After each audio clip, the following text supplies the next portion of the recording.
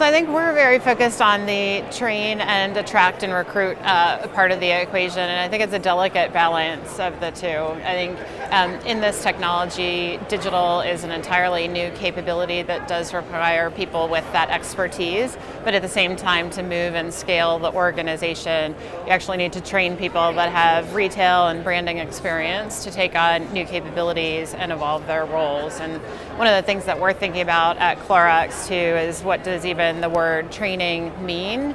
And are we really training? Because in the past we've trained against various different tasks or things that we need to go do and execute.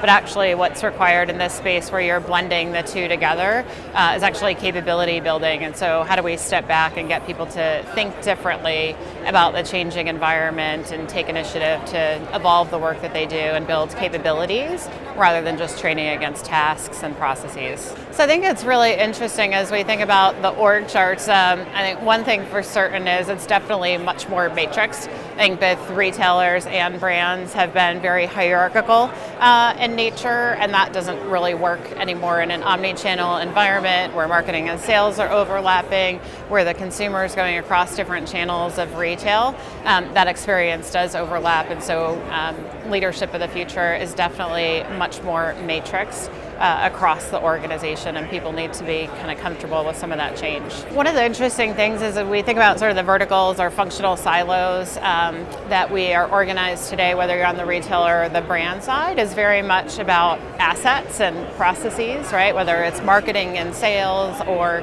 about stores and other assets that retailers have, and even with e-commerce, right, separate organizational silos for that. And I think one of the interesting questions of the future is who actually owns the customer experience, right? So is there a customer experience officer of the future that's responsible for the time that the person enters the retailer's ecosystem all the way through, and how that connects across maybe mobile versus what today are different channels or different assets, and how we follow the consumer if we're truly going to be focused on the consumer at the core of what we do. From an industry standpoint, I would love to see us as an industry really moving from retailers and sort of boxes of fulfillment to a combination of a services and gaming industry. As we think about, retailers have always kind of added services to the box in order to drive more money, but how do we actually take a different approach on the retailer side to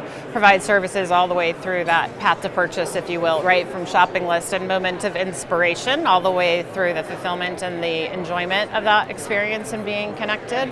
And I also say gamification in the gaming industry, because while we have new technology and AR and VR, even I have 3 young kids at home, and you take a look at their interest in Fortnite and all these things, like how do we actually make solving meal problems a family solution, and how do we enable that by having some fun through the experience and bringing that to life. And I think there's a lot we can learn from the gaming and services industry.